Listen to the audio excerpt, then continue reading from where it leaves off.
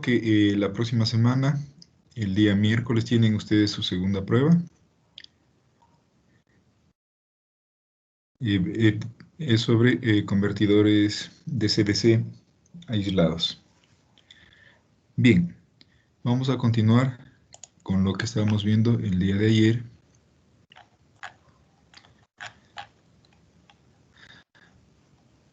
Permítame compartir.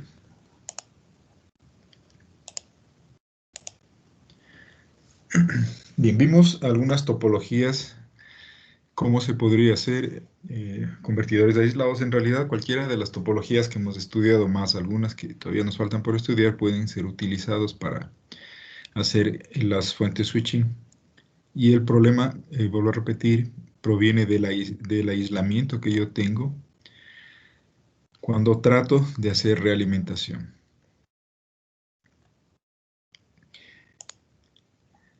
El día de ayer trabajamos un poquito con respecto a lo que sería potencialmente utilizar un optoacoplador. El optoacoplador es una opción.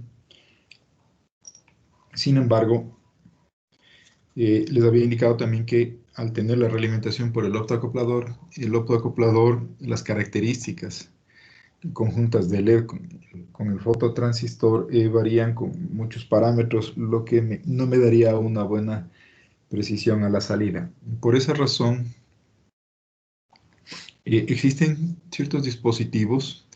Les había indicado ese dispositivo que tiene orientación en los dos sentidos, que puede ser utilizado para este tipo de aplicación.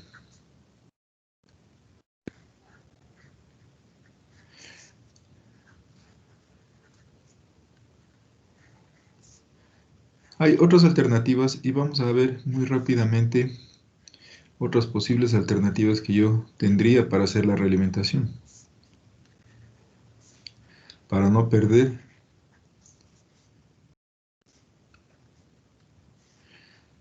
Bien, el hecho de utilizar el esquema que les había indicado que tienen ustedes, un acoplamiento óptico en los dos sentidos,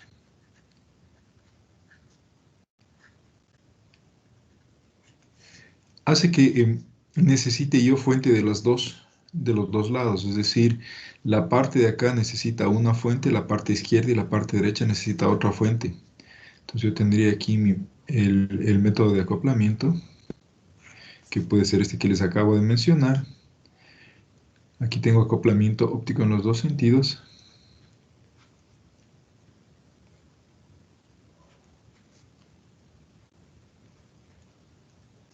Pero nuevamente me veo en el problema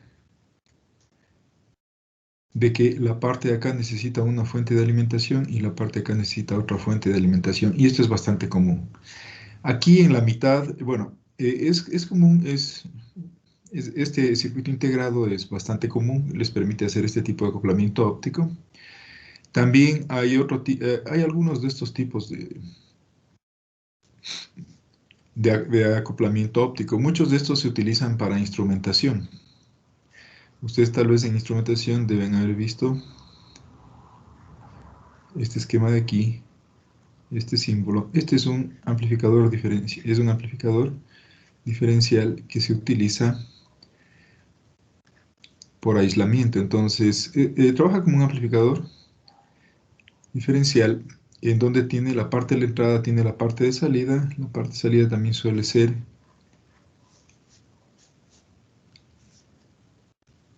aquí tengo la salida diferencial y tiene aquí un aislamiento. Este aislamiento puede ser hecho así, aislamiento óptico, puede ser hecho de algunas formas. Otra forma de hacer es, eh, básicamente, les puedo poner el equivalente. El equivalente sería esto, tener aquí un condensador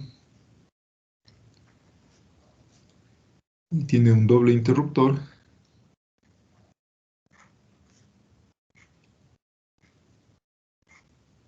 De esta forma. Entonces simplemente se conectan los de la izquierda y el condensador se carga al voltaje de entrada y luego se desconecta de la izquierda, se conecta a la derecha y ese voltaje pasa hacia la derecha. Puede ser hecho también de otra forma. Hay algunos que hacen esto. Es un poco más complejo, pero aquí lo que hacen es,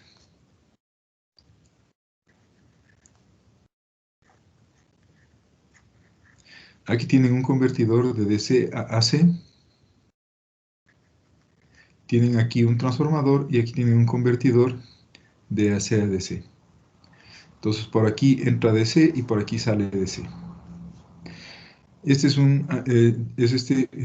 este mismo símbolo, pero tiene un acoplamiento magnético. Ahora esto en realidad estos son de muy alta frecuencia, entonces la parte magnética es diminuta, tanto así que puede entrar en un circuito integrado común y corriente, o sea, no necesita un transformador afuera. Entonces hay diferentes alternativas. El problema de todos estos es que necesitan una fuente de alimentación para la parte izquierda y una fuente de alimentación para la parte derecha, y ese es un problema que siempre va a existir. Ahora, siendo la energía muy poca la que se necesita para la parte derecha, pues a veces lo que hacen es simplemente tienen aquí el convertidor, en donde esta parte de aquí es el transformador principal, que este sí tendrá, yo que sé, no sé cuántos vatios para alimentar la carga, y hacen una fuente muy pequeñita con un transformador, como ustedes ya lo conocen, hacen un rectificador, filtro capacitivo, y tienen ya la alimentación para la parte derecha. Entonces, este transformador y esta fuente sería de muy bajo valor porque en realidad no se necesita mucha energía. Entonces tienen la parte principal que es una fuente switching para la parte de potencia y una fuente secundaria que está hecho de la forma tradicional para alimentar la parte derecha. Esa es una posible opción. Es una posible opción. Ahora hay otra opción y que es también muy utilizado. Es más bien eh, poner el circuito de control acá en el secundario. Aquí está el circuito de control. Todo el circuito de control está aquí. La realimentación de voltaje la pone aquí directamente. Y acá más bien lo que usted pasa es las señales de control. Entonces aquí las señales de control a través de un circuito les pasa acá al interruptor. Es decir, todo está en el secundario. Acá está el circuito de control, está todo. Y únicamente se pasan los pulsos de disparo acá. Entonces en este caso tenemos aislamiento magnético, tanto para la parte de potencia como para la parte de control, y usted envía los pulsitos de disparo al MOSFET generalmente que está acá. Pero nuevamente tiene el problema de que la parte de control acá necesita una fuente secundaria. Entonces usted tendrá que hacerse una fuente secundaria aislada para alimentar esta parte de acá. Entonces, hay múltiples alternativas en esta parte de aquí. El acoplamiento óptico o estos amplificadores aislados con cualquiera de esas tecnologías. Y esta técnica de acá, que más bien el circuito de control se le pone en el secundario y solo se pasan los pulsos de disparo a la parte de acá. Bien, vamos a ver una aplicación que se le puede estudiar un poco. Permítanme un ratito, voy a dejar de compartir hasta cargar el documento.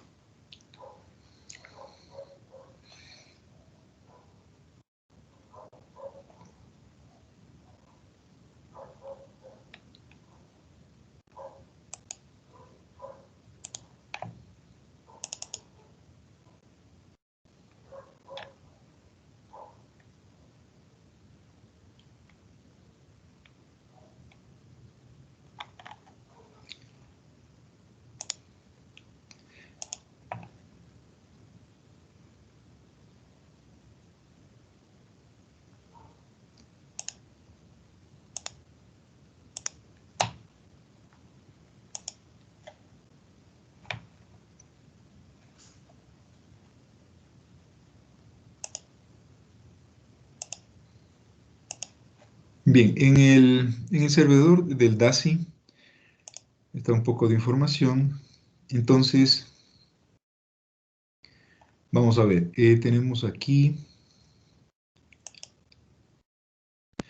quería hacerles ver este documento. Es el esquema de una fuente,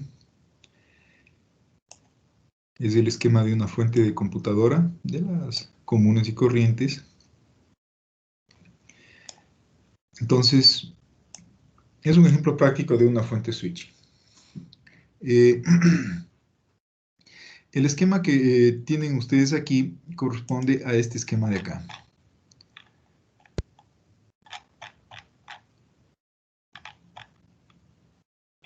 Es este esquema de aquí. Exactamente es este esquema de aquí. Es un semipuente. En realidad no es un convertidor de C-DC, más bien este es un inversor. Tenemos aquí un transformador y acá tenemos un rectificador.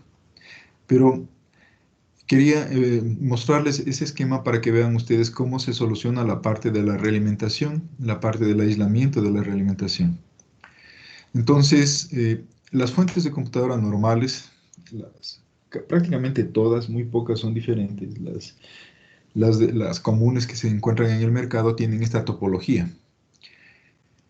Bueno, son resonantes. Pero de todas formas, tenemos acá la entrada. Lo primero que van a hacer es rectifican y de ahí ponen un divisor. Entonces se tiene dos voltajes. Se tiene un voltaje con respecto al punto central de los condensadores. Entonces, cuando cierra un interruptor, en el primario aparece positivo o negativo, y cuando se cierra el otro interruptor es al revés. Entonces, aquí se va produciendo una señal alterna. Acá está rectificado, generalmente con esta misma topología, en toma central, y se van obteniendo las diferentes salidas. Solamente en la parte van a encontrar ustedes que es resonante. La parte de la conexión al transformador en realidad tiene este condensador de aquí. No se muestra arriba, pero la topología que tenemos es resonante. Y tenemos aquí, van a ver que tiene un condensador en serie con el transformador. Pero la topología en sí es esta de aquí. De tener una fuente positiva, una fuente negativa, hecho en base a un divisor de tensión con dos condensadores, para poder tener aquí sobre el primario voltajes positivos y negativos. Entonces, vamos a revisar cómo está. Mejor descarguémosle. Con el tempo.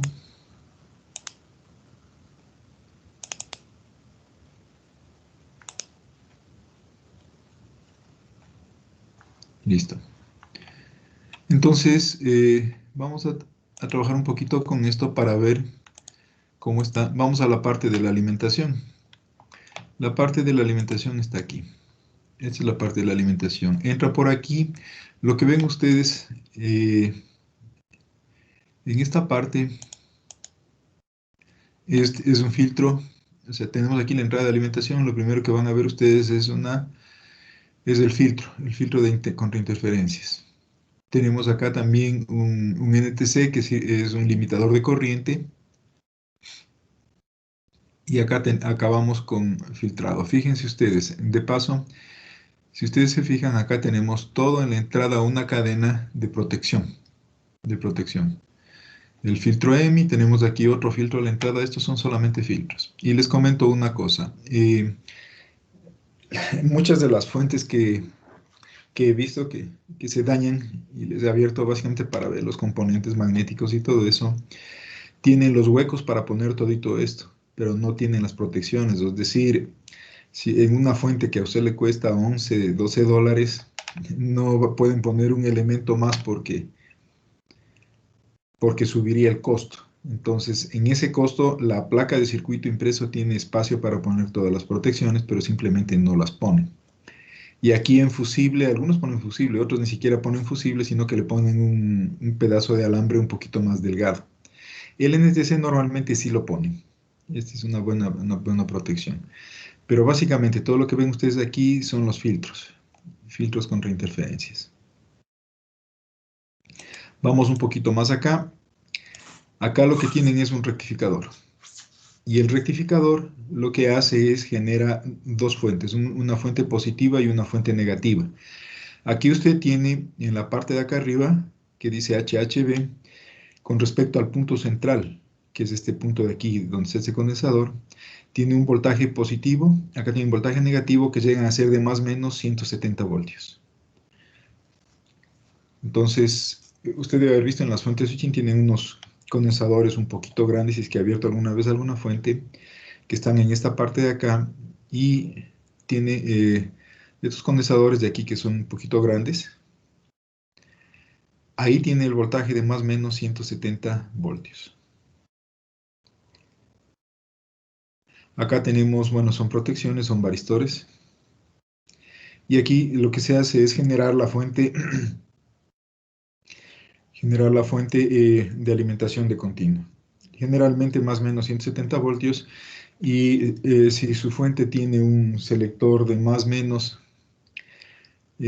voltaje, es decir, para seleccionar en 115 y 120, generalmente lo único que hacen es, fixe la ubicación que está aquí, el equivalente es cortocircuitar uno de estos ramales, y ahí baja el voltaje.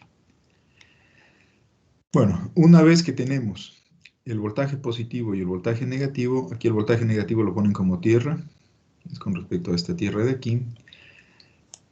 Viene el primario del transformador, aquí está el primario del transformador. Ustedes en las fuentes van a ver que hay tres transformadores. Tienen ustedes tres transformadores.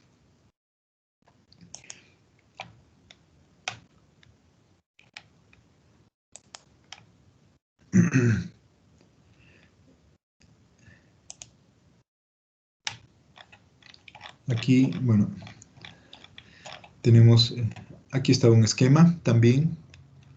En este documento tenemos tres transformadores, estamos viendo en la parte de arriba. Tenemos el transformador de potencia. Tiene otro transformador en la mitad, ya vamos a ver cuál es, un transformador un poquito más pequeño que es el que está abajo. Pero el transformador principal es este. Déjenme ver si estos señores tienen una foto. Sí, aquí está la foto. Entonces, básicamente, la alimentación entra por la parte de aquí arriba, donde está este cable blanco, este cable negro, entra en la parte de acá arriba. Acá tiene el fusible.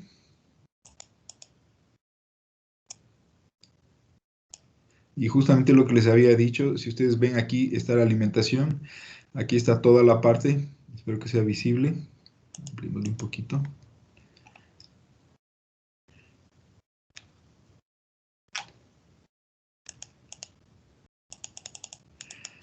La alimentación entra por acá arriba, donde está el cable blanco y el cable negro. Pueden ver ustedes aquí que tiene un montón de cosas para soldar, pero no, simplemente no los ponen, ¿no? Es de baja, es una fuente de muy bajo costo. Entonces aquí deberían estar los filtros contra interferencias, las protecciones, los filtros EMI, etcétera, en esta parte de aquí. Bueno, este por lo menos tiene fusible. Y en la parte de acá, lo que encuentra usted es el puente de diodos. Los condensadores grandes de alimentación son esta parte de aquí.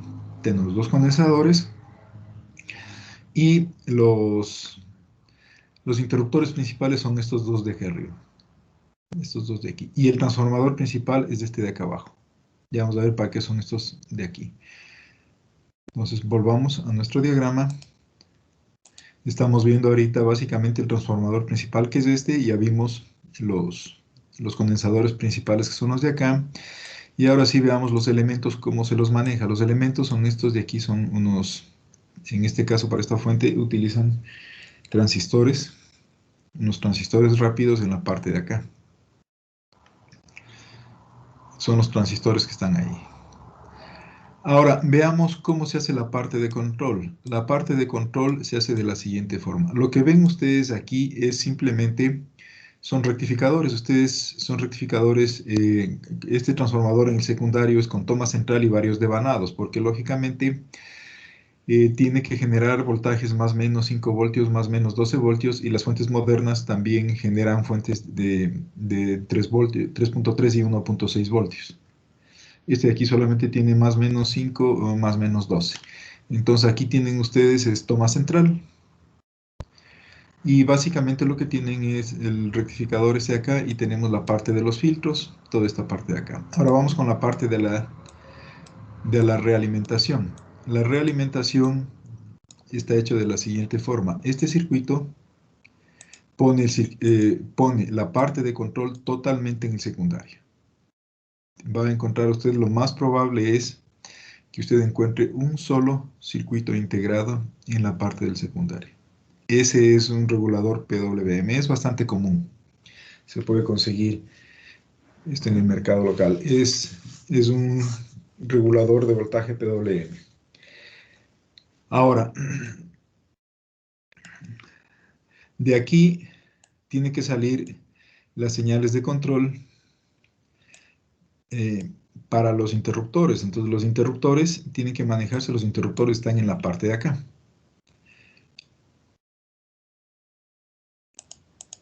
Aquí están los interruptores. Entonces los interruptores tienen que ser manejados, ¿no es cierto?, desde el circuito de control que está en el secundario y tiene que mantenerse el aislamiento. Entonces básicamente se utiliza la técnica que les acabo de mencionar. Se pone todo el circuito de control, la parte de regulación se pone en el secundario y solamente se envían los pulsos de disparo a los dos interruptores principales de estos de acá. Aquí tienen este transformador que está aquí, es exclusivamente para pasar las señales de control, los pulsos de disparo a los transistores de estos. Entonces ya tenemos un segundo transformador que me hace un aislamiento. Este es el transformador principal. Y acá tenemos este transformador de aquí que simplemente es para pasar los pulsos de disparo a los transistores que están acá. Es este transformador que está aquí, el de la mitad. Este de aquí. Y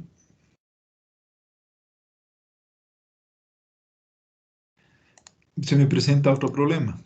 Y ya, perfecto, ya tengo acá el circuito de control está en el secundario, ya paso los pulsos de disparo acá, a la base, al primario, a la base de los elementos. Fíjense que aquí hay aislamiento y acá también tenemos aislamiento. Ahora, lo que tenemos, tengo un problema aquí que veamos cómo se lo soluciona. Dado que tengo yo el circuito de control en el secundario, yo necesito una fuente para este de aquí. Es una fuente separada.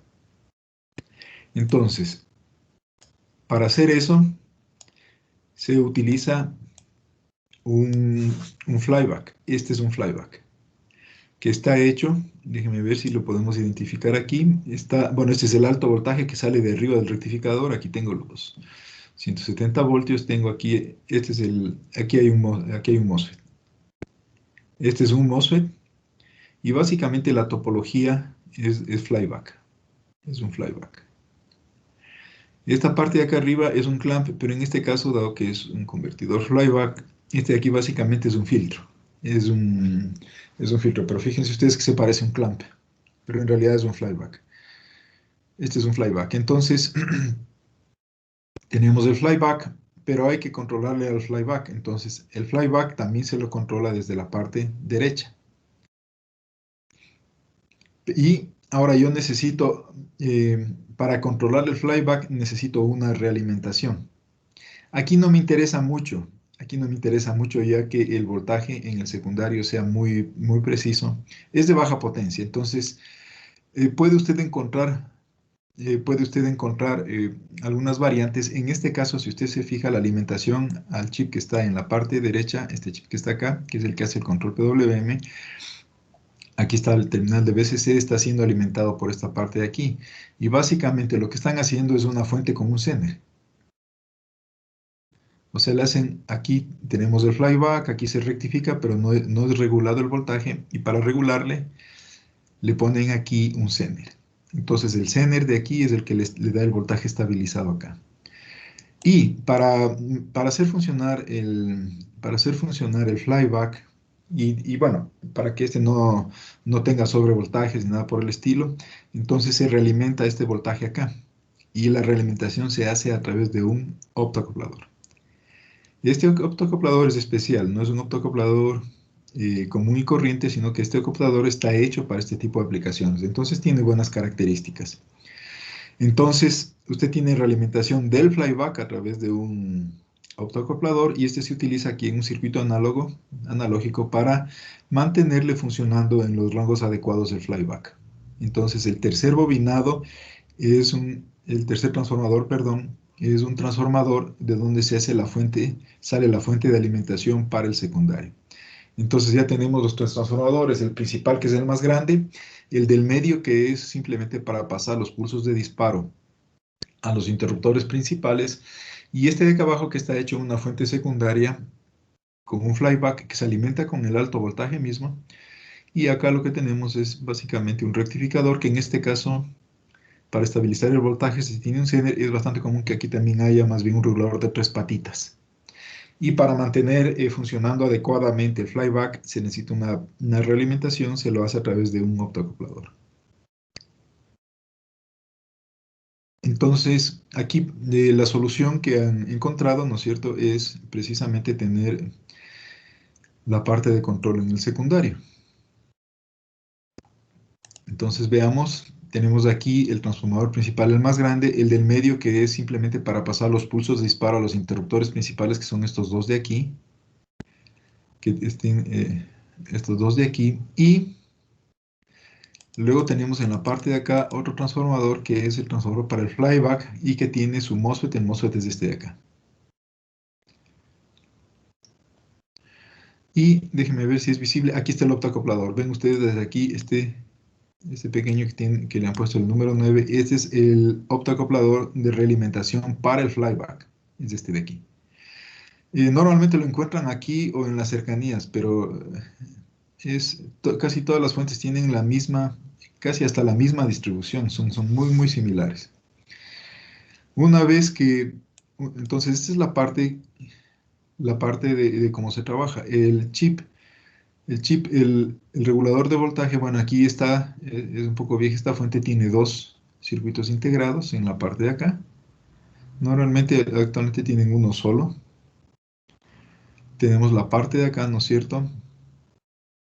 Y alguna parte por aquí de necesitar un Zener para la parte de lo que sería la estabilización del voltaje. Pero está hecho de esa forma. Entonces, fíjense ustedes el problema que se tiene con la realimentación, que en las fuentes aisladas es probablemente uno de los mayores inconvenientes.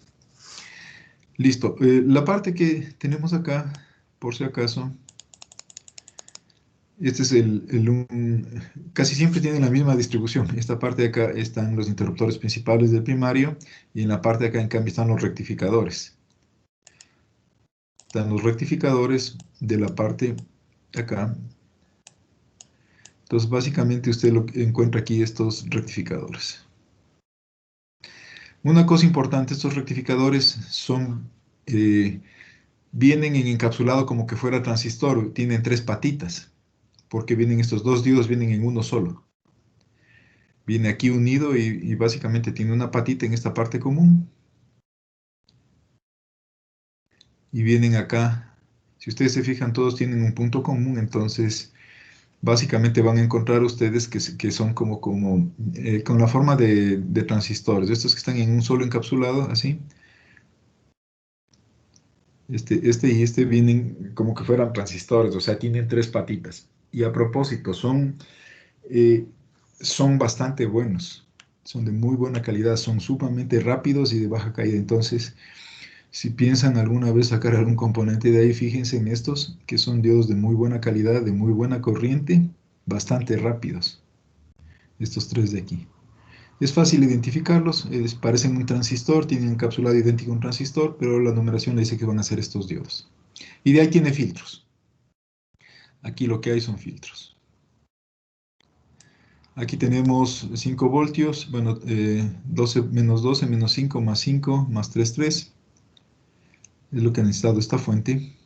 Y aquí, por ejemplo, una fuente inclusive utiliza un regulador de tres patitas, ¿no? Es de muy baja corriente. La fuente principal es la de 5 voltios.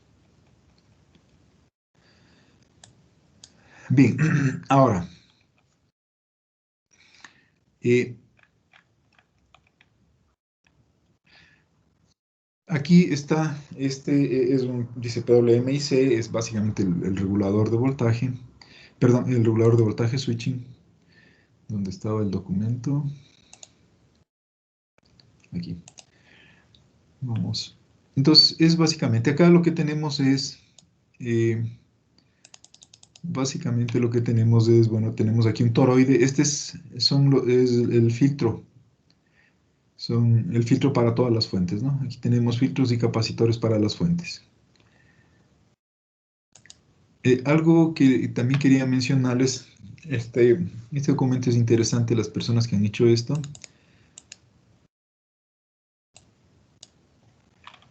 Listo, entonces veamos qué tenemos acá. Ya lo vimos, tenemos aquí el medio puente. En realidad es un convertidor de DC que tenemos aquí al C, un transformador y aquí un rectificador. ¿Por qué razón se hace esto? Básicamente por la parte magnética. Alguien me puede decir, bueno, ¿por qué no puedo yo simplemente coger la entrada de 110, se pone un transformador, se baja al voltaje que se necesita y ahí pongo un regulador switching? O sea, ¿por qué tiene que estar hecho ese transformador aquí? La razón es muy simple. El tamaño de los transformadores depende bastante de la frecuencia de trabajo. Entonces, para la misma potencia, aquí tenemos, bueno, este es de 300, pero normalmente tienen ahora 500, 700 vatios. Un transformador de 60 hercios de 500, 700 vatios es un transformador bastante grande. Ustedes, bueno, el semestre anterior deben haber trabajado en el laboratorio de electrónica de potencia y deben haber visto los transformadores de aislamiento que se les pone a los osciloscopios. Esos de ahí son de aproximadamente 400 vatios. Entonces quiere decir que si usted quisiera hacer una fuente switching poniendo este transformador de aislamiento, el transformador es por el aislamiento, ojo, y le quiere poner en la parte de los 60 hercios, entonces le va a salir una fuente bastante grande y muy pesada. Entonces, por esa razón es que se hace este aquí, que es un convertidor de continua alterna a alta frecuencia. Estos trabajan en el orden de los 30 kilohercios. La parte esta de aquí, la parte magnética, es muy pequeña. Son transformadores muy pequeños para la potencia, para, yo que sé, 300, 400, 500 vatios, son muy pequeñitos. Entonces, esa es la razón de que se lo hace de esa manera, para tratar de bajar la parte magnética, que se haga muy pequeña. Vuelvo a repetir que si se le quisiera hacer en 60 hercios, me saldría un transformador muy, muy grande. Bueno, aquí está el transformador de donde pasan los pulsos. Tenemos acá el control PWM. Acá está la parte de la realimentación. Acá está la fuente secundaria, la fuente independiente, que es un flyback. Y acá está el optoacoplador para tener el lazo de realimentación, pero para la fuente secundaria.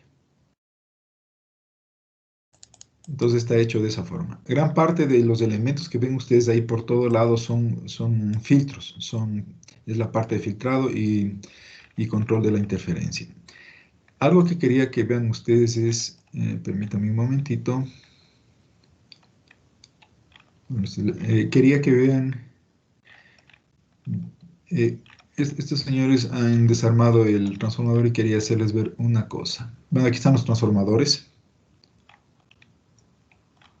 Están hechos los transformadores ahí. Déjenme ver si hay una foto. Está aquí está el segundo transformador, el tercer transformador. Quería ver si es visible. Bueno, hasta aquí está el cálculo de los transformadores. Bueno, esto lo han hecho ingeniería inversa para ver cómo están. Quería ver si hay una foto del alambre porque van a ver ustedes que les había dicho que algunas veces, bueno, no está aquí. Ojalá sea visible en la parte un poco más arriba.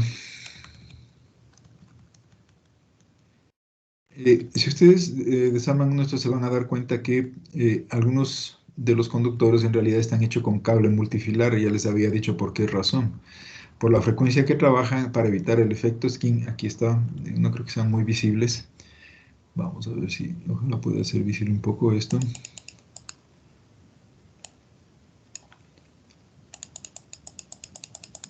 Bueno, difícilmente se puede ver aquí, pero algunos de estos alambres en realidad son cables multifilares. Son cables multifilares, entonces está hecho de esa forma. Esto es lo que les quería mencionar como una aplicación de lo que sería las fuentes, las fuentes switching, ¿no? Entonces, se puede utilizar cualquiera de las topologías. Debo enfatizar que toda fuente switching debe tener realimentación mínimo de voltaje. A veces tienen también de corriente para evitar sobrecargas. Y bueno, aquí sí sería importante ver si necesita aislamiento o no necesita aislamiento. Si no necesita aislamiento, entonces no hay problema. Si usted va a alimentar desde una batería, generalmente no utiliza aislamiento, es muy sencillo hacer la realimentación. Y los controladores son los controladores que ustedes deben haber estudiado en sistemas de control automático. Si son aislados, entonces el problema es la realimentación. Y eso me complica un poco el asunto, entonces les he dado una visión un poquito general de cómo se podría hacer. Hay más formas, pero les he indicado la parte más común. Bien, entonces, eso sería lo que les podría mencionar acerca de lo que serían las fuentes switching. Adicionalmente, en las topologías un poquito más modernas, en la parte de acá tenemos un rectificador común y corriente con filtro capacitivo. El problema, como alimentación tiene eso, el problema de esto es la corriente. La corriente aquí yo tengo en picos, que tiene una distorsión armónica bastante grande, que genera mucha interferencia. Entonces, se puede conseguir ahora lo que tienen en esta parte de acá, más bien con corrección activa del factor de potencia. Pero el resto es bastante común. Y una cosa, si ustedes necesitan alguna vez núcleos para experimentar o hacer alguna cosa, pueden utilizar estos de aquí, son apropiados, ¿no? El primero de acá arriba es apropiado, tiene el material y la frecuencia de trabajo es bastante apropiado para hacer aplicaciones. El de acá abajo es un poquito pequeño, pero ese ya es un flyback. Lo que sí, directamente con los bobinados probablemente no van a coincidir porque recuerden que aquí tiene que bajar de 170 tiene que bajar a 12 voltios, entonces la relación de espiras es un poquito grande, lo mismo en la parte de acá. Entonces a veces lo que se necesita es la parte magnética. Este de acá no tanto porque este de aquí es solamente para pasar, el del medio sí es para pasar los pulsos de disparo. Si usted desea obtener la parte magnética de aquí, bueno, en clases normales, cuando se trabajaba en el laboratorio, pues había una práctica para trabajar con esto.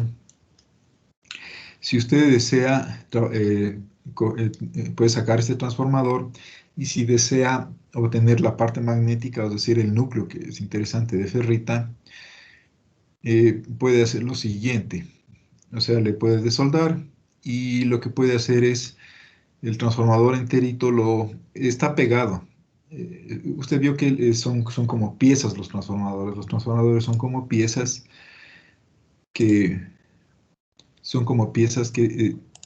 uno les va armando, ¿no? Y básicamente, déjeme ver si había por aquí una revisión del núcleo. Aquí, en vez son básicamente de este tipo. Entonces, simplemente para armar lo que hacen es, bueno, le ponen aquí el carrete con los bobinados y luego tienen que pegarles estas dos piezas.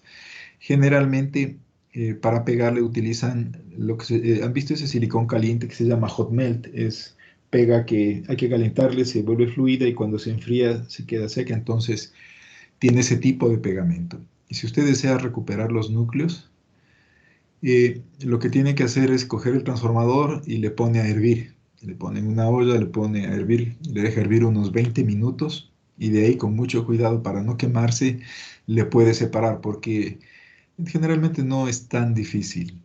Hay que tener un poquito de práctica. Porque como esa pega y con calor se derrite, entonces usted le deja hervir unos 20 minutos, hasta eso ya se supone que se calienta en forma pareja todo. Entonces sería fácil, es relativamente fácil despegarle estas piezas de ferrita. No hay problema con el calentamiento porque recuerden que son materiales cerámicos y fueron hechos en horno, ¿no?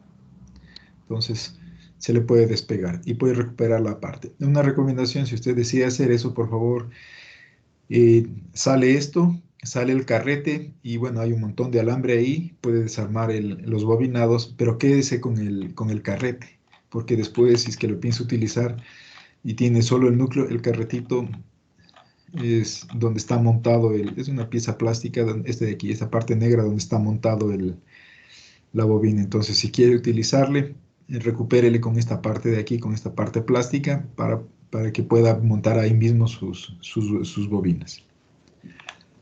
Desgraciadamente, este semestre no vamos a poder hacer esa práctica, que es interesante para poder dar uso a estos núcleos. Bien. Eso es con respecto a las fuentes switching. No sé si tienen alguna pregunta, no sé si tienen alguna inquietud.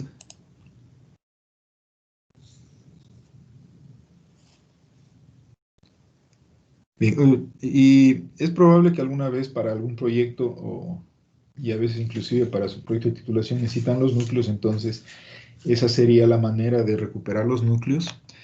Y ya también en la documentación ya les había comentado cómo pueden sacar ciertos parámetros básicos haciendo pruebas para poder determinar el mu y el V de saturación, que son una de las cosas más importantes que se tiene. Entonces, eso sería en cuanto a los convertidores de CDC. Vamos a cambiar de tema, entonces no sé si tienen alguna pregunta, no sé si tienen alguna inquietud.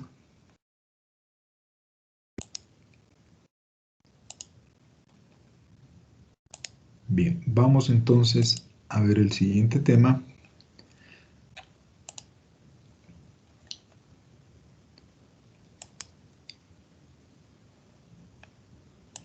Permítanme compartirles.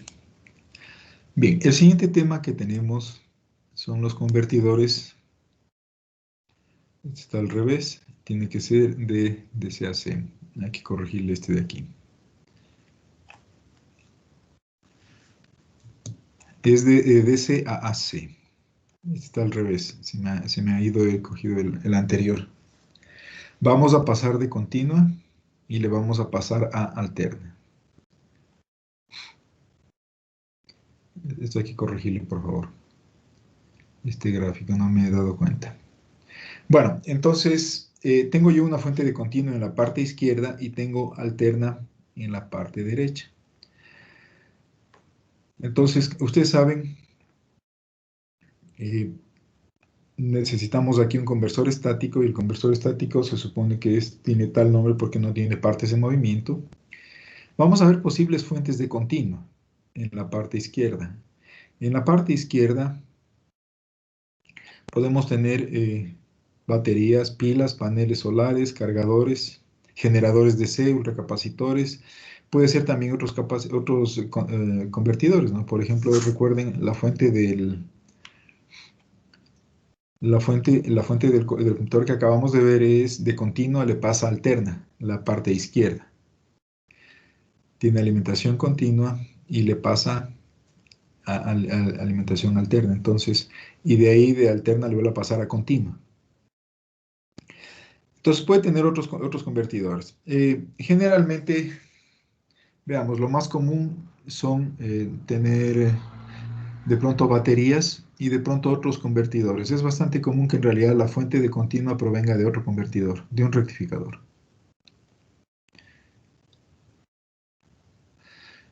En cuanto a las cargas de alterna tenemos motores de inducción, una de las cosas que más se utiliza actualmente. Donde más va a encontrar ahora convertidores de continua alterna es para el control de velocidad de motores de inducción.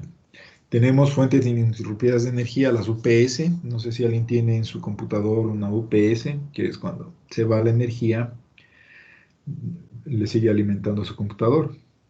Aplicaciones de calentamiento inductivo, las cocinas de inducción. Tenemos aplicaciones de ultrasonido, cambiadores de frecuencia, soldas especiales, los balastros electrónicos dentro de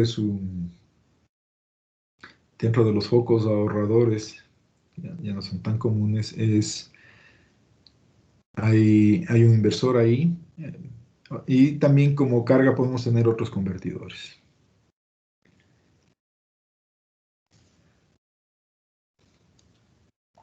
Bien. Hay algunas aplicaciones aquí, múltiples aplicaciones de continua alterna y probablemente la mayor parte de las aplicaciones tienen que ver con variación de velocidad de los motores de inducción. También fuentes ininterrumpidas de energía. Los motores de inducción son los que más se utilizan actualmente. Les explico por qué razón.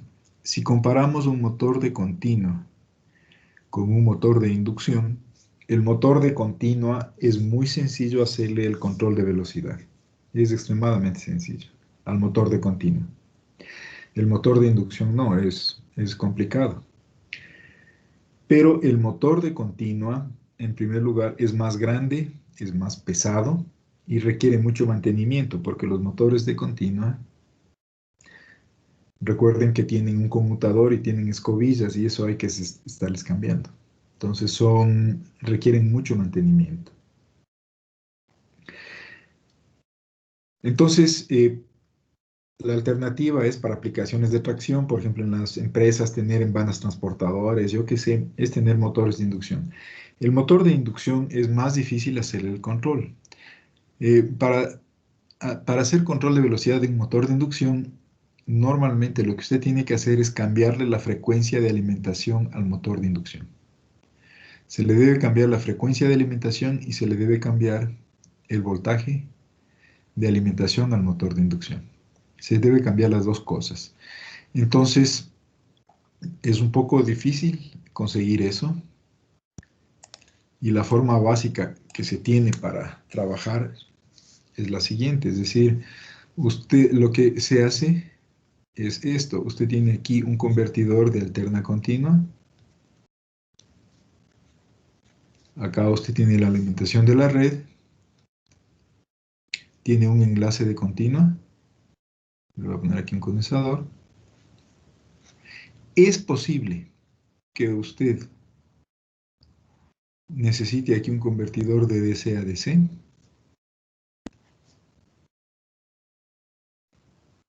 Y aquí usted necesita un convertidor de DC a AC, un inversor. Y aquí está el motor.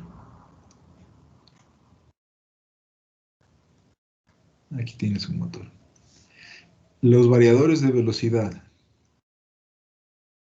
para motores de inducción generalmente están hechos de esta forma. A veces este convertidor de C-DC se le mete en la parte de acá, en la parte del rectificador y se le hace, porque recuerden que la topología de un corrector activo de factor de potencia es un convertidor de C-DC. Entonces simplemente este se le pone acá y se tiene la entrada con corrección activa del factor de potencia. Lo que usted quiere es variarle la frecuencia y el voltaje. Ya van a ver por qué. El motor de inducción que deben haber ustedes estudiado, la curva torque con deslizamiento es más o menos así. Y el torque de carga, pues digamos que tiene esta forma aquí. Este es el torque de carga. Entonces, el punto de trabajo, la velocidad a la que se queda trabajando es la intersección del torque de carga con la torque del motor, que es esta onda que tengo en negro. Usted no puede, o sea, no se recomienda controlar la velocidad del motor de inducción cambiándole el voltaje. Entonces, usted podría decir simplemente ponga un control de fase en cada una de las fases de alimentación y le varía el voltaje y varía la velocidad. El problema es que si hace eso, el problema es que si hace esto, la curva de torque con respecto a deslizamiento va cambiando así.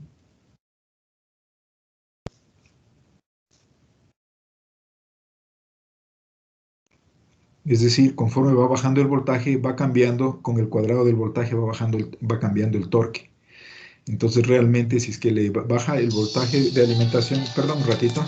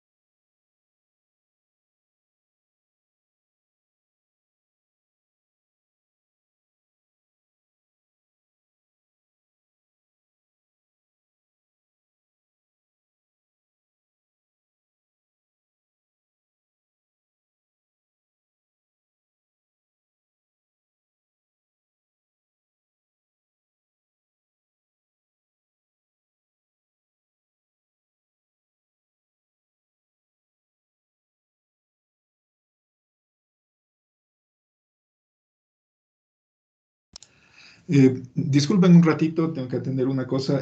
Voy a demorarme unos 10 minutos. Ya regreso.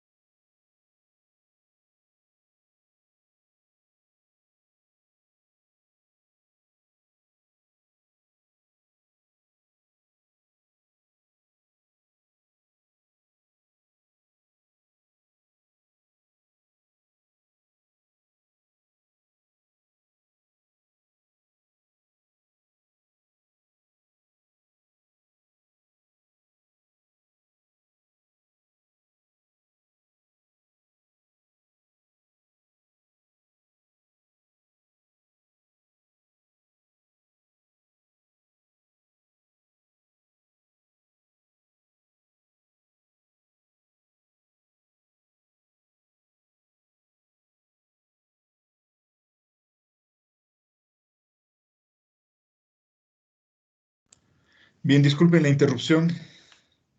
Disculpen la interrupción. Podemos continuar. Bien. Bien, entonces, les había indicado, estamos viendo la parte del control de velocidad. Esto van a ver ustedes muy detalladamente en control de máquinas en el siguiente curso.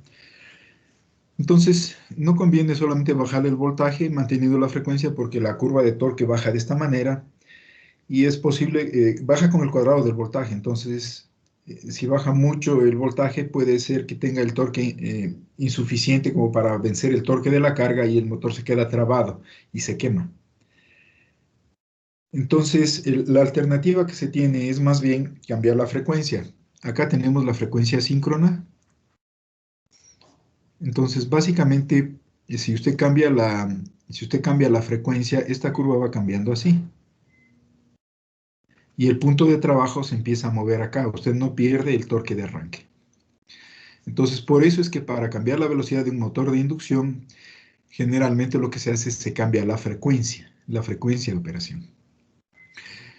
Ahora, ¿por qué razón este bloque de acá? La razón también tiene que ver con el modelo del motor. El modelo del motor es este. Es una resistencia y una inductancia. Pero aquí ustedes saben que la reactancia que tienen aquí es igual a omega por L.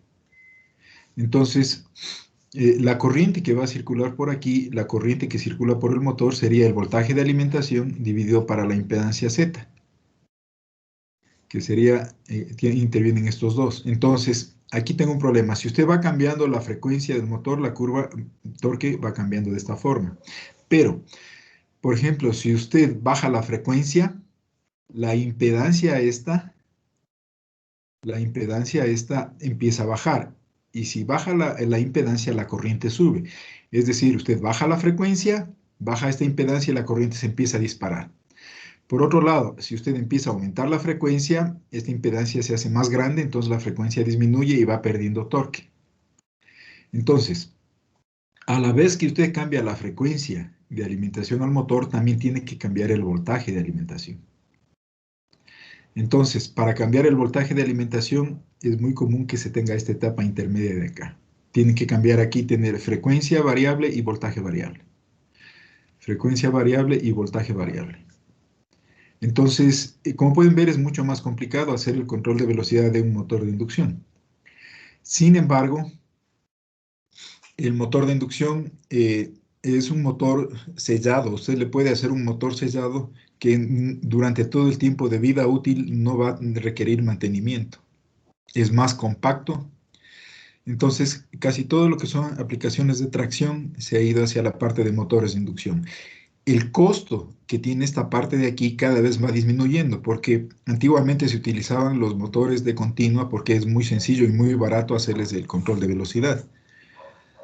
Esto era demasiado caro, pero conforme va avanzando la tecnología, con los nuevos elementos, esto se vuelve cada vez más económico. Entonces, haciendo un balance entre los motores de continua y los motores de alterna. El motor de continua es muy fácil hacer el control de velocidad, pero son más grandes, más caros, voluminosos, pesados, mantenimiento. Con un motor de inducción, que es más difícil, pero es más pequeño, más compacto, más barato y no necesita mantenimiento. Entonces, haciendo un balance, actualmente casi todo se hace con motores de inducción. Aplicaciones de tracción. Probablemente, si usted encuentra motores de continua, es probable que los encuentre en lo que son como servomotores, porque por eso sí, los motores de continua son excelentes para hacerles control de velocidad y posición. Entonces los va a encontrar usted como servomotores. Bueno, aquí en la industria ecuatoriana sí es bastante vieja. Si salen ustedes a la industria y ven algunas aplicaciones, sí van a encontrar todavía motores de continua en la parte de tracción, porque la tecnología en algunas industrias es extremadamente vieja. Pero en aplicaciones nuevas no, usted compra el motor y compra simplemente el variador de velocidad que tiene este esquema de aquí. En el siguiente curso ya estudiarán cómo son esta parte de aquí, cómo configurar, cómo comprar este tipo de variadores de velocidad. Esta sería la parte electrónica, cómo están desarrollados. Esa es una de las mayores aplicaciones que tenemos ahora como motores de inducción. Los siguientes son, bueno, las fuentes ininterrumpidas de energía. En eso no hay mucho que indicarles. Ya saben ustedes, es simplemente es una fuente que almacena energía en una batería. Cuando se va la alimentación principal, simplemente este sigue entregando energía que proviene de la batería. Bueno, calentamiento inductivo, cambiadores de frecuencia, etcétera. Aquí hay dos aplicaciones especiales que me gustaría mencionar. Y tiene que ver con los paneles solares. Usted tiene alimentación, una alimentación de continua, le he puesto aquí con paneles solares. Los paneles solares generalmente se utiliza para, o sea, normalmente usted lo que va a encontrar para un panel solar, aquí está su panel solar, generalmente este viene con un convertidor de CDC. Y generalmente este lo que va a hacer es alimentar un banco de baterías. Y el banco de baterías sirve para alimentar el resto de la carga. Generalmente está hecho así. Ahora, hay hay un problema grande aquí y es precisamente el banco de baterías. El banco de baterías. Probablemente en el costo de la instalación de estas aplicaciones fotovoltaicas, gran parte del costo se va en la parte de las baterías. Entonces, habría que pensar cómo modificar un poquito esta parte de aquí. Entonces, les voy a poner dos aplicaciones interesantes para que vean ustedes. La una es un sistema de riego. En un sistema de riego, fíjense en esta aplicación de aquí. Aquí tenemos directamente un convertidor de DC a AC. No tiene baterías. Esto va y alimenta un motor en un pozo. Aquí está el tubo del pozo. El motor está en el fondo. Y simplemente, si hay luz, usted bombea agua y lógicamente esa agua va y va a un reservorio. Entonces, mientras haya luz, usted sigue llenando el reservorio y lógicamente cuando no necesita el agua la tiene en el reservorio. Entonces, aquí el almacenamiento hasta cierto punto de energía está en el agua que usted ha almacenado en el reservorio. Entonces dice, pero yo necesito tener agua todo el día, pues simplemente usted va llenando durante el día el reservorio y de noche o cuando sea puede seguir utilizando el agua que está en el reservorio. Entonces no necesita aquí las baterías para este tipo de aplicación. Y hay una aplicación interesante que ahora está muy en boga, es la siguiente.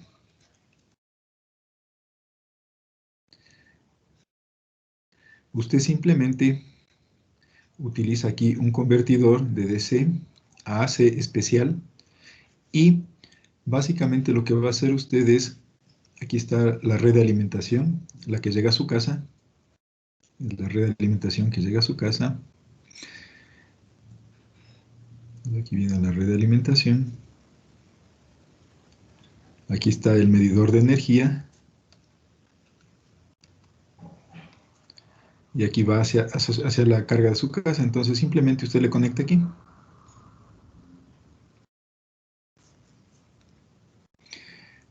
Este de aquí generalmente se llama un GTI, que significa un inversor conectado a la red.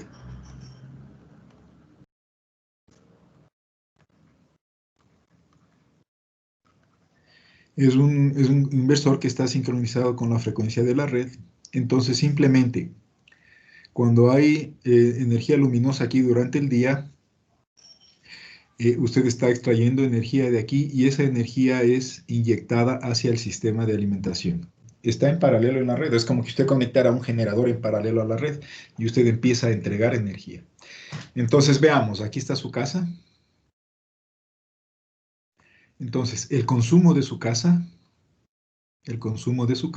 proviene de dos partes.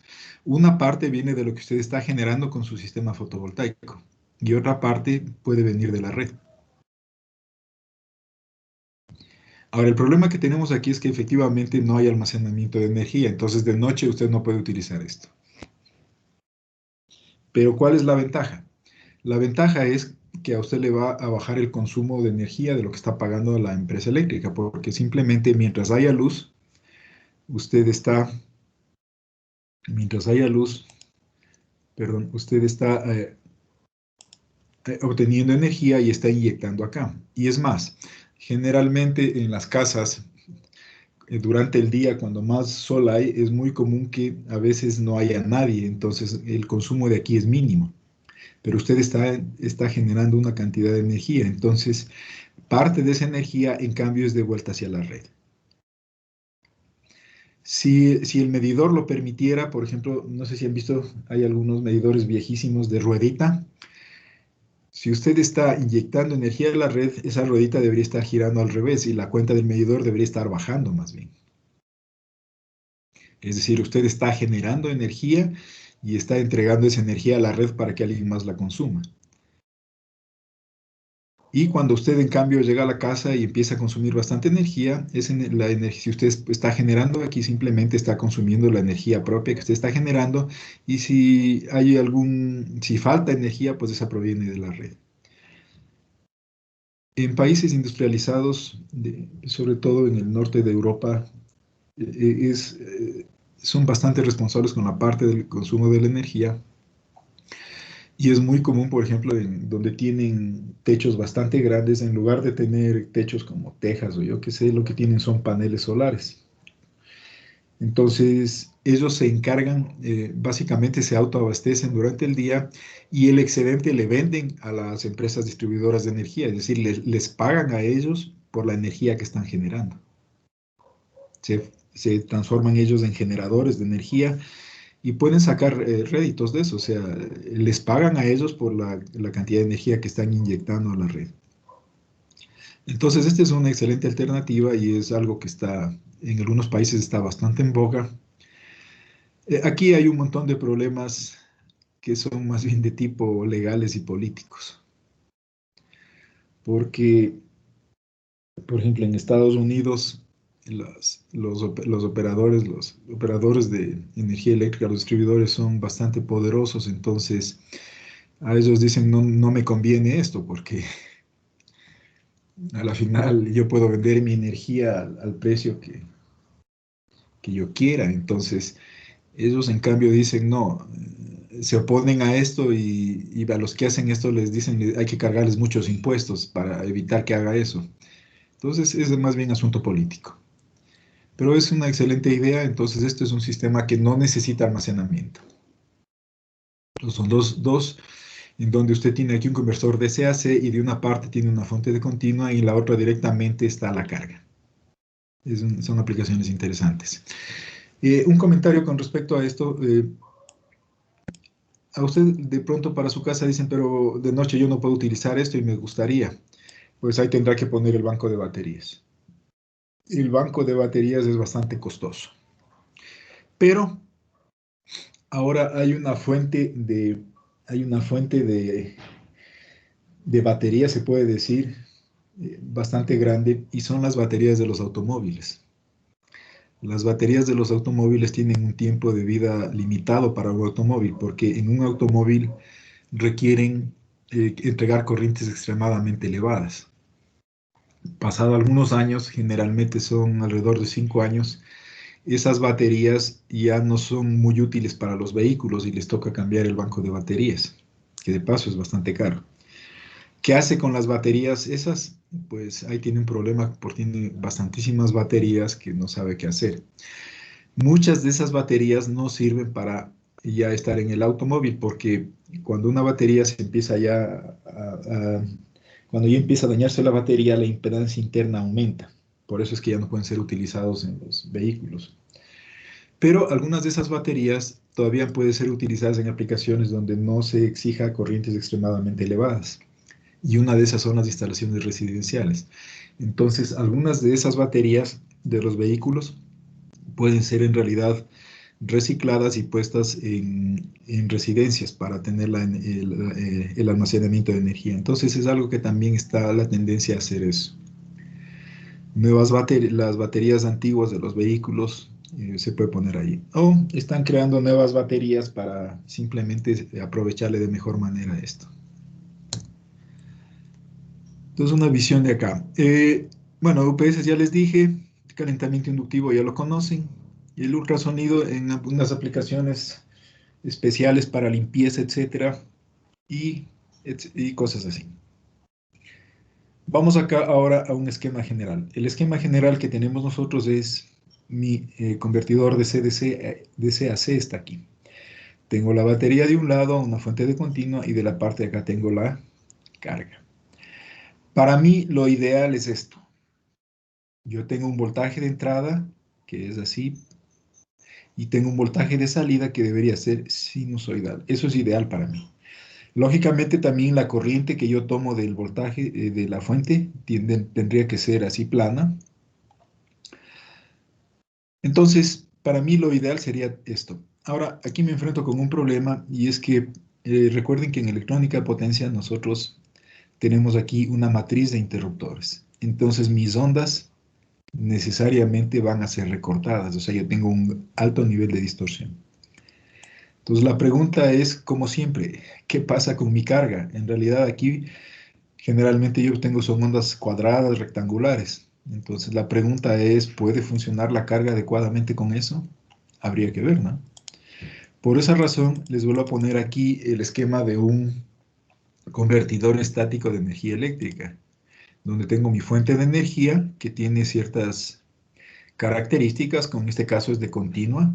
Acá tengo mi carga que necesita ciertas características de la parte eléctrica, en este caso necesita alterna a un voltaje determinado.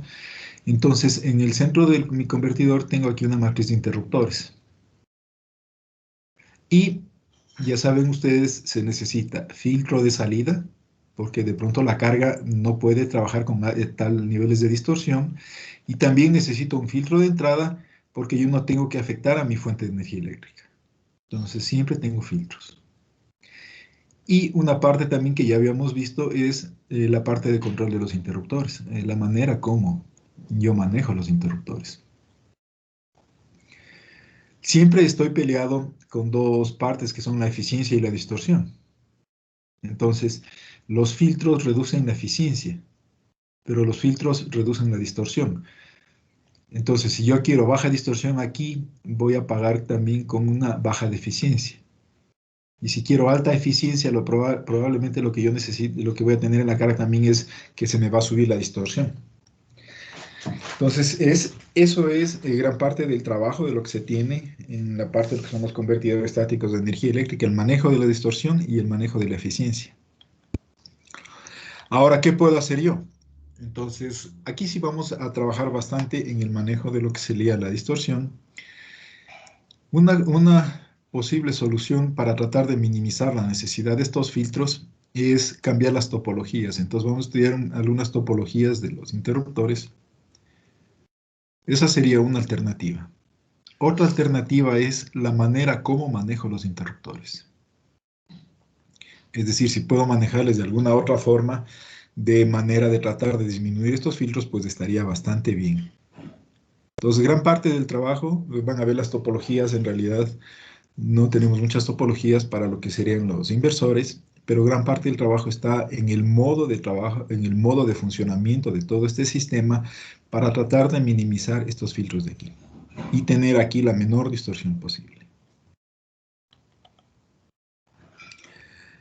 Bien, ahora, yo necesito cuantificar o necesito parametrizar el funcionamiento de mi convertidor de continua alterna, entonces necesito algunos parámetros o indicadores para poder determinar eso. Entonces, vamos aquí los parámetros más importantes. Primero, el voltaje RMS.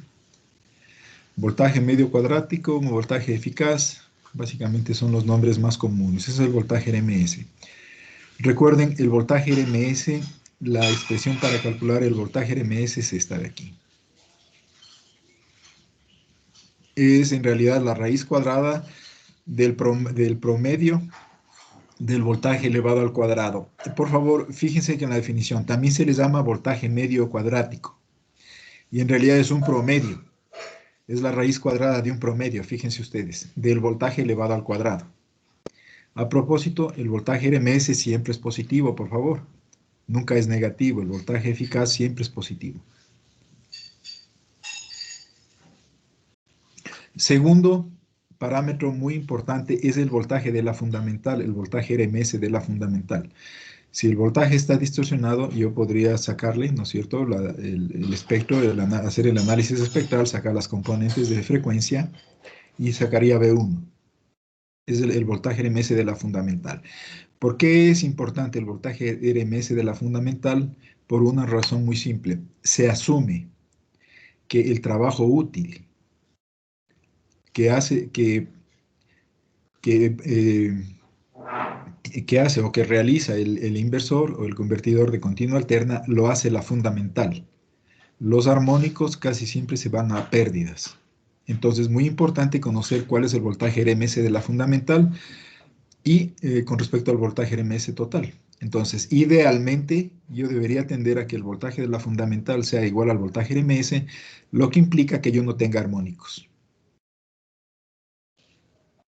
Ahora, para poder trabajar un poquito y poder dar una idea o cuantificar la distorsión, qué tanto difiere una onda de ser la ideal, que es una continua pura, es una sinusoide pura, yo esto es lo que quiero obtener. Entonces, vamos a ver un par de índices. En primer lugar está la distorsión armónica total con respecto a la fundamental. Ustedes han trabajado, me imagino, en electrónica potencial con THD, es la distorsión armónica total. Le pongo aquí una F, ya van a ver por qué razón. Eh, el- la distorsión armónica total se calcula de la siguiente forma. Es el sumatorio desde n igual a 2 a infinito de b sub n al cuadrado, donde b sub n son los valores RMS de los diferentes armónicos. Entonces, todos los valores RMS de los armónicos los elevo al cuadrado, hago un sumatorio de eso y le saco la raíz cuadrada y eso le divido para el B1 por 100. Este es, si ustedes recuerdan, este de aquí se desprende del teorema de Parseval, que me dice cómo sacar el voltaje RMS de una onda si es que la tengo en la descomposición, con una descomposición armónica. Entonces, para esto, se suman los voltajes RMS de todos los armónicos, a excepción de la fundamental, se los eleva al cuadrado, saca la raíz, para la fundamental por 100 y es el THDF. Con respecto a la fundamental, porque estoy dividiendo para B1, para la fundamental. Una forma más sencilla de calcularle, y proviene del teorema de Parseval, sería coger el voltaje RMS al cuadrado. Si es que tuviese una componente de C, le resto, y si tuviera, y la fundamental también le resto. Pero lógicamente es todo elevado al cuadrado. Entonces, generalmente la forma de calcular el THD es de esta manera, y le divido para el B1. Valor ideal de esto, 0. O sea, el THD ideal para mí, una onda perfectamente sinusoidal, tiene un THD de 0. ¿Qué tan grande puede ser? Puede ser tan grande como quieran, o sea, puede tener THDs F con respecto a la fundamental muy altos. Pueden ser 100, 200, 300 o más por ciento, o sea, puede tener cualquier valor. ¿Por qué razón digo que el THD ideal es 0? Porque simplemente eh, no debería tener componente de continua y el voltaje, la fundamental debería ser igual al voltaje RMS, entonces la parte de arriba se hace 0. Es muy común también utilizar esta parte de acá, que es el THD, pero con respecto al valor RMS, el THDR, que tiene exactamente la misma expresión, pero en lugar de dividirle para B1, se le divide para el voltaje RMS, para el valor RMS. Ahora sí, ¿cuál es la diferencia entre el THDF y el THDR? Básicamente el THDF no tiene límite por la parte de arriba, o sea, no es acotado, puede ser mayor que el 100%. En cambio, el THDR, que tiene esta fórmula de aquí, como nada es mayor que el voltaje RMS, entonces siempre está limitado con el 100%. Es decir, aquí la distorsión, idealmente, si es que tengo una onda sinusoidal, sigue siendo 0, pero la distorsión jamás va a subir de 100% el THDR, entonces está acotado. A veces se utiliza el de arriba y a veces en la parte de distribución, etcétera, más bien se utiliza el de abajo. A propósito, si ustedes trabajaron en el laboratorio de electrónica de potencia, hay ese medidor de distorsión, el FLUC, eh, ese analizador de armónicos. Generalmente el THD que ven ustedes ahí en la primera página es el THDR. Si quieren el THDF, tienen que cambiarse a la siguiente página. Por favor, tengan cuidado con eso. En ese instrumento, el THD que les dé en la primera pantalla es el THDR. Normalmente nosotros trabajamos más con el THDF. Entonces hay que tener un poquito de cuidado para ver cuál es el que se está dando. Ahora, tengo aquí un... Este me dice que tanto difiere, es un número que puedo yo utilizar para saber qué tanto difiere una onda de ser continua pura.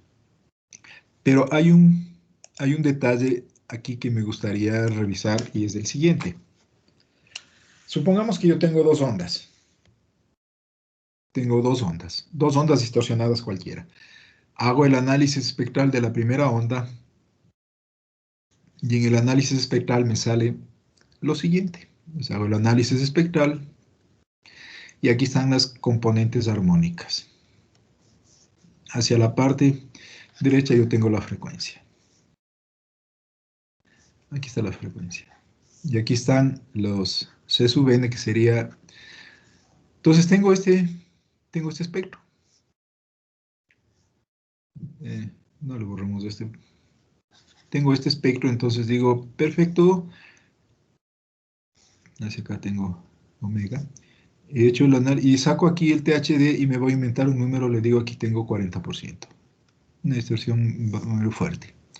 Cojo otra onda, hago el análisis espectral y tengo aquí la fundamental, la misma fundamental, pero los armónicos están por acá. Saco el THD de este, también me sale 40%. Entonces las dos tienen exactamente el mismo THD. Entonces puedo decir, no, tienen igual, en cuanto a distorsión, tienen igual índice de distorsión si estamos utilizando el THD. Pero aquí sí hay una diferencia entre esta onda y esta onda, y les explico por qué razón. Si ustedes desean obtener, esta es una sinusoide, la fundamental, y acá están las sinusoides de frecuencias diferentes, que son los armónicos. Entonces, si usted dice, yo quiero de esta onda distorsionada de aquí, quiero obtener una sinusoide pura, lo que tengo que hacer es filtrar. Para eso son los filtros, para eliminar los armónicos. Entonces dice, bueno, voy a poner un filtro y como son estos, esto es de potencia, ¿no es cierto? No puedo poner un operacional ni nada de eso, o sea, tiene que ser con condensadores y capacitores. Si yo pongo, si yo pongo un filtro, por ejemplo, ustedes dicen, voy a poner un elemento, ya sea filtro un inductor, un capacitor, y hacen el diagrama de Bode, dice, tengo una caída de 20 decibelios por década, entonces dice, perfecto, este está a 60 hercios, y digamos que este es el tercer armónico que está a 180 hercios, dice, tengo que hacer que mi filtro esté la frecuencia de corte sobre los 60, y digo, por ejemplo, a los 100, pero ustedes saben que baja con 20 decibelios por década, tiene así, una década estaría aquí alrededor del 1 kilohercio. Entonces, básicamente usted, estos los atenúa, pero no los elimina. Entonces dice, voy a tener que poner un filtro con otro componente, 40 decibelios por década. Entonces igual sigue pasando. El problema es que estos armónicos están demasiado pegados a la fundamental. En cambio, si la onda fuera así, usted le pone un simple elemento, puede ser una inductancia o un capacitor, y básicamente elimina todito esto. Entonces, esta onda para mí es preferible que esta onda. De aquí es muy fácil sacar una sinusoide y de aquí es muy, muy difícil sacar una sinusoide. Entonces, esta onda siempre me trae problemas. Entonces, no solamente tenemos que analizar lo que sería la distorsión armónica total, el THD, porque no me dice dónde están los armónicos. Necesito yo algún parámetro que me diferencie entre este tipo de espectro y este tipo de espectro. Entonces vamos a ver el siguiente indicador.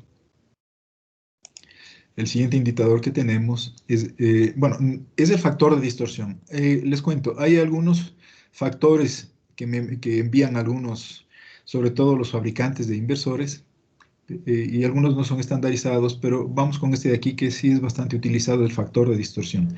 Es parecido al THD, pero fíjense que aquí tiene un n al cuadrado en el denominador. Eso quiere decir que mientras más grande sea el armónico, menos aporta a la suma. Los armónicos que están más pegados a la fundamental, este número es más pequeño, entonces aportan más. Quiere decir que aquí sí va a haber una notable diferencia. El factor de distorsión de este va a tener un valor y en cambio el valor de el factor de distorsión de este va a ser extremadamente bajo. Entonces, ese me da una idea, aparte del THD también, y le incluye en el cálculo la posición del armónico. Entonces, es un mejor indicador para mí. Yo prefería trabajar con ese indicador que con el THD porque me dice también cómo no están los armónicos y los armónicos más altos prácticamente no influyen en ese factor porque definitivamente también no me afectan mucho a mí el rato que le aplico sobre la carga. Es muy fácil eliminar esos armónicos. Los pegados a la fundamental son los difíciles. Ese sería el factor de distorsión. Idealmente el factor de distorsión también debería ser igual a cero para una onda sinusoidal. Hay otro Hay otro indicador que vale la pena y es el armónico de menor orden. Es el primer armónico, aparte de la fundamental, lógicamente, cuya amplitud es mayor o igual al 3% de la amplitud de la fundamental. Entonces, el valor ideal es que el armónico de menor orden tienda al infinito, o sea, que sea muy alto. En el gráfico de acá, por ejemplo, yo que sé, si este es el tercer armónico, entonces el LOH de este es igual a 3, es muy bajo. Y acá no sé este armónico que sea, yo qué sé, el armónico este LOH de pronto es el 50 o el 100. Entonces definitivamente esto es mejor que esto. Idealmente para mí, mientras mayor sea el LOH, mejor para mí, es mejor. Si es muy bajo implica que tiene el armónico demasiado pegado a la fundamental y va a ser muy difícil deshacerme de ese armónico. Y aquí hay otro problema adicional. Generalmente los armónicos que están más pegados a la fundamental también son los que tienen más amplitud. Generalmente. No es una regla, no es una regla común, no es una regla general, pero generalmente eso sucede. Entonces también me sirve este de aquí. Tenemos otro parámetro que es el factor de utilización de la fuente, que está definido como el voltaje RMS en la carga sobre el voltaje en la fuente. Por favor, el voltaje en la RMS en la carga, si es que tuviera un transformador, hay que incluirle la relación de transformación. ¿Por qué razón tengo este indicador? Es sencillo. Usted normalmente se preocupa de esto cuando tiene un banco de baterías y aquí tiene su inversor. Y acá tiene la carga.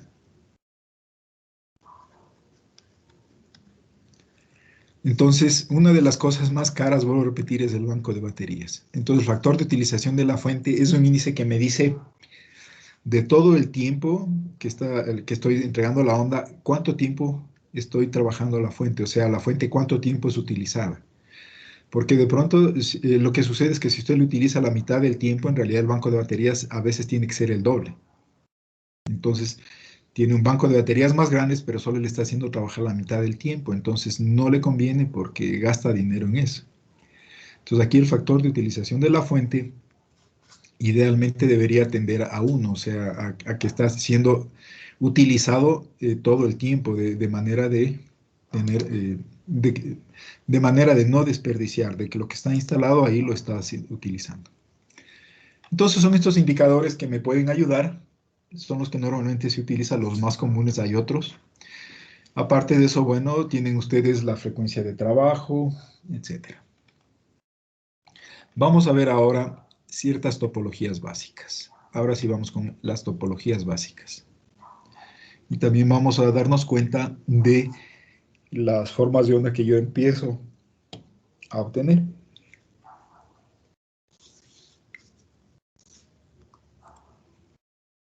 La primera topología es toma central en la fuente. Fíjense, le tengo aquí en la parte izquierda la topología, necesitan ustedes dos fuentes. Tienen acá dos interruptores con sus diodos y aquí estaría la carga. A veces el problema de tener las dos fuentes se soluciona de esta manera, teniendo una fuente única y haciendo un divisor capacitivo. Eso es lo que está haciendo ahora sí, esta es la topología del convertidor de la fuente switching de las baterías, de los computadores, que les había dicho que obtiene un voltaje positivo y negativo como un divisor capacitivo. Entonces, se puede hacer aquí un divisor capacitivo. No es una cosa muy simple porque el valor de los capacitores, el tamaño de los capacitores, en realidad depende de la carga, depende de la corriente que consuma la carga. Entonces, pueden llegar a ser bastante grandes estos capacitores. Entonces, no es común esto para para cargas muy grandes, hacerlo de esta manera. Es para cargas relativamente pequeñas, ¿no? Básicamente, la fuente de switching del computador, estamos hablando de unos 500, 700 vatios, que no es una potencia muy elevada. Pero para el análisis general, podríamos decir, se trabaja de esta manera, en donde yo tengo dos fuentes. El trabajo aquí, tal como está hecho, se lo va a trabajar en forma complementada, es decir, el T1 y el T2 trabajan de manera complementada. Y una indicación muy importante, recuerden ustedes siempre que si tienen los interruptores conectados de esta forma, obligatoriamente tiene usted que trabajar con una zona muerta. No puede hacerles trabajar con las ondas complementadas. Debe tener una zona muerta. O sea, esta de aquí y este de aquí, este interruptor de acá trabajan en forma complementada con una zona muerta. Y la zona muerta está en el orden del tiempo de apagado de los interruptores que usted utilice. Si tiene un micro no es mucho problema con esto, pero recuerde que también aquí tiene el problema de que necesita fuentes independientes para manejar los dos interruptores. Entonces, no voy a volver a repetir, pero ya saben ustedes que ante esto la mejor solución es poner drivers. Comprarse el driver que ya soluciona la parte del aislamiento, etc. Veamos el funcionamiento. Si yo cierro el interruptor 1, si cierro este interruptor 1,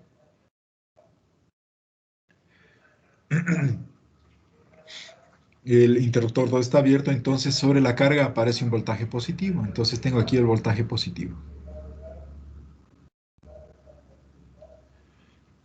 Y cuando yo cierro el interruptor 2, le abro el interruptor 1, en cambio, si ustedes se fijan, el positivo en la carga iría en la parte derecha, es decir, aparece un voltaje negativo sobre la carga. Por favor, aquí las relaciones de trabajo siempre son 0,5, es decir, en un inversor la relación de trabajo es 0,5 porque no debería haber componente de continuo sobre la carga. No hay componente de continuo en voltaje sobre la carga. Y otra cosa importante, eh, alterna AC, por favor, ¿qué significa AC? AC significa corriente alterna, es decir, no tiene que ver con el voltaje, sino con la corriente. AC significa que usted tiene corriente bidireccional, tiene que ver con la corriente. La corriente tiene que ser bidireccional. DC no tiene que ver con el voltaje, tiene que ver que la corriente sea unidireccional. Recuerden ustedes que en un rectificador controlado, si es un convertidor controlado, sobre la carga yo puedo tener voltajes positivos y negativos dependiendo del ángulo de disparo, pero la corriente es unidireccional, por eso es una aplicación de C. AC, recuerden, implica que la corriente tiene que ser bidireccional.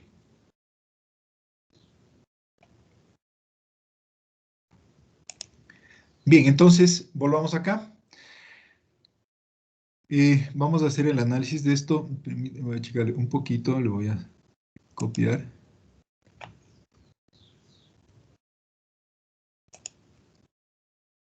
para poder explicarles qué es lo que tengo aquí.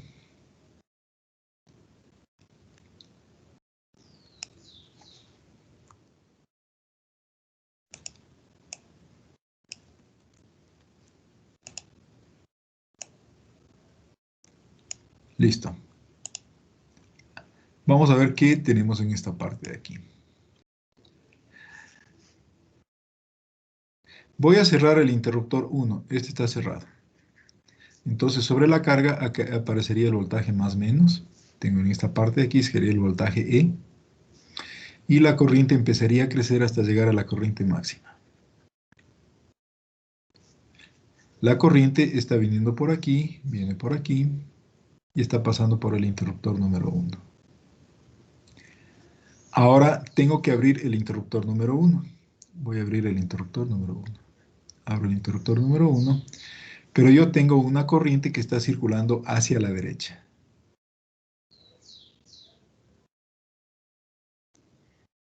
La corriente está circulando hacia la derecha.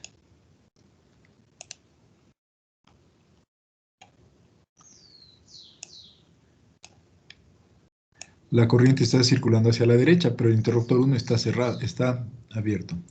Yo he cerrado el interruptor 2, el interruptor de ya está cerrado, pero este no puede llevar corriente en sentido inverso. Entonces, si tengo aquí una corriente circulando hacia la derecha, el único camino que tiene la corriente es irse por el diodo 2 y se encerraría con la fuente 2. Entonces, como tengo un voltaje aplicado sobre la carga negativa, fíjense ustedes que ahora si se cierra el interruptor 2 el voltaje es negativo, la corriente empieza a circular por el diodo 2 en donde empieza a bajar, hasta este punto de aquí. Una vez que llega a este punto, la corriente cesa, ya ha desaparecido la corriente porque ya se extinguió la corriente, la energía que estaba almacenada en inductancia. Sin embargo, ahora el interruptor 2 está cerrado, entonces ya como tengo esta fuente de aquí, la corriente ya puede empezar a circular en sentido inverso. Entonces la corriente empieza a crecer, ahora llevado por el T2. ¿Qué voltaje aparece sobre la carga? Sigue siendo negativo. Y esta corriente empieza a crecer. Ahora la corriente está circulando hacia la izquierda. Tengo la corriente circulando hacia la izquierda. Tengo ahora que abrir el interruptor 2 y le voy a cerrar al interruptor 1. Entonces le vuelvo a cerrar al interruptor 1. Pero tengo una corriente circulando hacia la izquierda. Esta corriente, este de aquí está abierto, no puede circular por el diodo 2, entonces el único camino que tendría es irse contra la fuente E1 y encerrarse por el diodo 1. Entonces, lógicamente, el voltaje que aparece en la carga ya tiene el más a la derecha y el menos acá. Pero la corriente está circulando hacia la izquierda, está yéndose contra la fuente. Entonces, en este punto, que es este punto de acá, la corriente empieza a decrecer, ¿sí? Y está siendo llevada por el diodo 1. Esta corriente, después de un tiempo, se extingue, desaparece. Esa corriente se extingue. Pero ¿cómo? El T1 está cerrado, ahora la corriente puede empezar a circular en sentido inverso y vuelve a crecer. Entonces tengo aquí la forma de onda de voltaje y corriente. Ahora vamos a ver un pequeño detalle aquí que quería mencionarles y está puesto.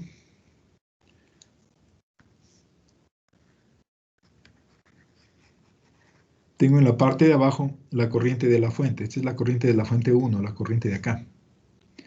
Veamos. Si la corriente está pasando por el diodo 1, está pasando por la fuente 1, sí, la corriente se encierra aquí, entonces es esta parte de acá. Si está pasando por T1, la corriente está yendo así, también pasa por T1, por la fuente 1 está así. Pero si la corriente está pasando por D2, significa que está encerrado aquí, entonces no pasa por la fuente 1.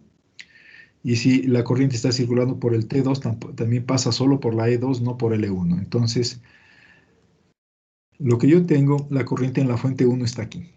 Si ustedes se fijan aquí, las fuentes están utilizadas solamente el 50% del tiempo. Factor de utilización de la fuente es del 50%. Cada fuente está trabajando solamente la mitad del tiempo. Cada fuente está solamente trabajando la mitad del tiempo. La onda es así, ya la próxima clase que tengamos podemos ver ya un poco, aclarar un poquito más de esto.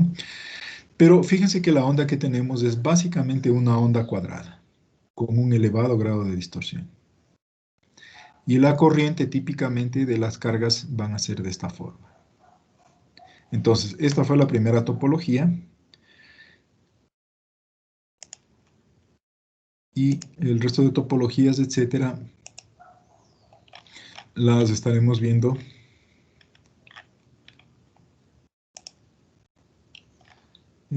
creo que no había guardado la asistencia.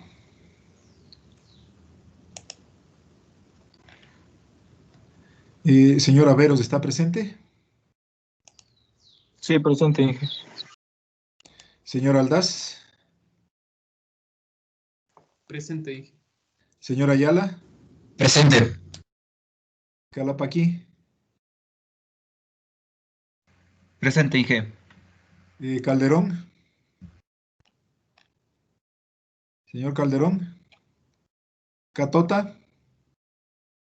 Presente, Inge. Cisneros. Presente, Inge. Correa de Faz.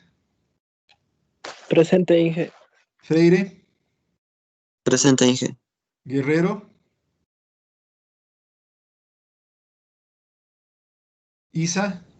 Presente, Inge. Jurado. Presente. Loaiza.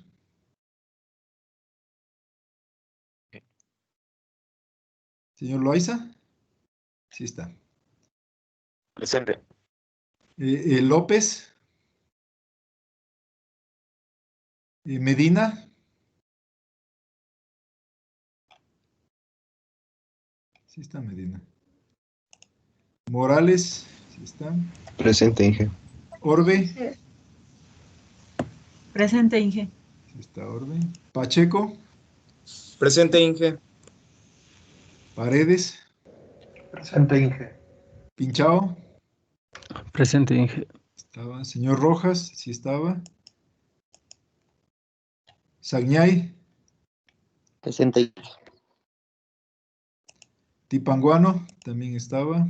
Toscano. Inge, Sagni sí está, Inge. Sí le puse. Presente. Sí, señor Sagñay. Sí está ahí. Señor Vaca. No estaba.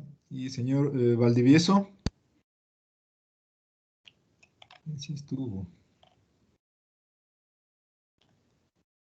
Sí estuvo presente. Bueno, señorita Guerrero, señorita López ya estuvo presente hace un rato. Ya listo. Damos la asistencia. Entonces, muchas gracias por asistir. Recuerden, la prueba tiene la siguiente semana. Hasta luego con todos.